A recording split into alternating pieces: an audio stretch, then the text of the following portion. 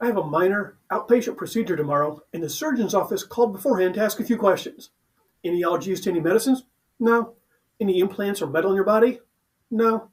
Do you have a last will and testament? Yes. Wait, what? This is supposed to be a minor procedure. Is that necessary for a 30-minute outpatient procedure?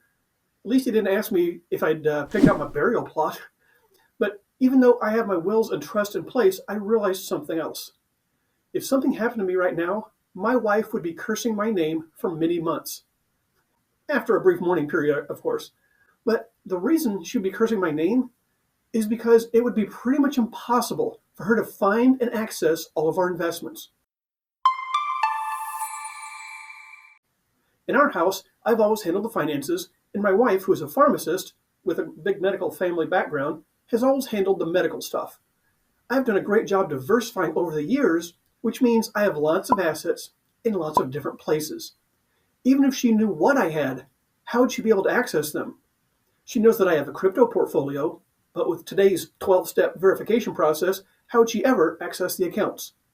She would probably lose tens of thousands of dollars, perhaps hundreds of thousands, due to accounts that she didn't know about or couldn't access. I realized that I needed to provide a simple roadmap for her to follow. She needed to know where to look, how to access all the accounts, and what she should expect to find. I'm nearly done creating a fancy spreadsheet designed to track everything. My goal is to create an app for this in the second or third quarter of this year so that I can share it with you and make your life simpler as well. Following is what is included on my spreadsheet and some of the information that you need to be collecting for yourself and for those who are trying to figure out things after you've been left behind. I've been using a spreadsheet for a lot of this information for a long time. I just had not prepared it for my wife to use. So here's several important things that you need to be tracking both for yourself and for your beneficiaries. First of all, who owns the account? Is it owned by you, your spouse, owned jointly? Is it owned by a 401k? Is it owned by an IRA? Is it owned by a trust? So you have to establish that first. Obviously, if it is owned by your spouse, that's pretty easy. If it's owned by you jointly, then that should be pretty easy too. But if it's owned by anyone else, there are two things to consider. Who can sign for the account and who's the beneficiary. Now, I'm not going to get into a legal advice or anything like that as to how you should set up your beneficiary, but I can tell you that setting it up properly can save a lot of stress down the road. If it's a trust, who can sign for the trust? Can your spouse be the contingent signer? So bottom line, understand who owns the account and how the account will transfer at death, and make sure that your spouse knows that. Second, where can each account be found? In other words, where would you log in to find the information on it, or if something were to happen to you? Is it in Fidelity or Schwab or Coinbase or MetaMask, or maybe your property manager has a portal for your rental properties? No matter where it is, your spouse or your beneficiaries need to know where to go to find that asset. Now, if it's something physical, such as gold coins or maybe a crypto hard wallet, where could they go to find that item as well? Once they know where to look, how do they log in? And this can be the tricky part. Again, I mentioned earlier, there's a long process for a lot of these. I mean, yeah, there's a username and a password, but once you get past that, there's usually a two-step authentication. And that's what makes this complicated. So not only do you need to share the website and the username and password, but how does the two-step authentication work? For example, your spouse will probably need access to your phone so the site can send a code. For many crypto websites, I have to use Google Authenticator app on my phone. So if you use that, does your spouse know how to use that? Another thing that you should have is, what is the purpose of the account? So my portfolio of rentals and many of the other investments provide passive cash flow monthly. Most of the agriculture provides passive cash flow annually in the future, while investments into startups and NFTs are more for growth and not to be sold for a while. So it's important to understand this for one primary reason. Most long-term assets have consequences for liquidating early. So if your spouse does not know that, and they don't know the purpose of the asset, I can almost guarantee that his or her first thought will be to liquidate everything immediately and sell it.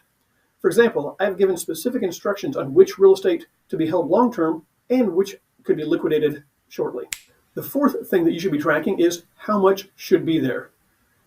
So they need to know about how much to expect in that account. Is there about 1,000, about 100,000? Not only that, but you should have some place to keep a running total. For example, I show the amount invested initially in each investment, and then each quarter I update it with whatever the new value is, so I've got a running total of what is in each account. This serves three other purposes as well. First, it enables me to see the overall portfolio, what my balances are, and where I need to diversify. And that data helps me with managing my portfolio. Second, it provides a balance sheet. Every quarter I update it and I know what my net worth is. This is something you should know because there's a psychological benefit to tracking it. Tracking things helps your mind focus on improving them. And third, I share my spreadsheet with my CPA and it makes tax return preparation much easier. The last thing that you should be tracking is how can they withdraw.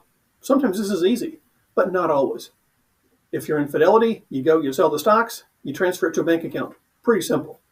Selling coins and crypto and tokens, things like that, fairly easy. You sell those, then you transfer it to the bank account on record. But things like my agriculture cannot be withdrawn. And my bank account gets a direct deposit every year, but there's nothing to be withdrawn other than that annual payment. She needs to know that. So there you have it. Some key information you should be tracking all in one place for your benefit and for the benefit of those who may come down the road. This is not just in case you pass away unexpectedly.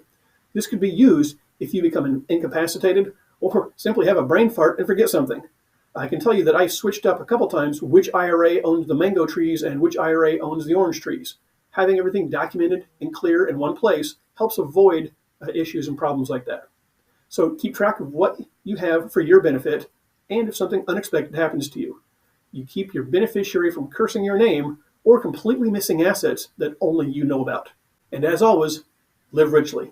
And before I finish the video, please take a second to like the video. If you haven't already, please subscribe so you get more fresh content on how to build passive cash flow. Finally, if you have any family or friends who would like to improve their financial position, please share this video with them. Thanks, and I appreciate that.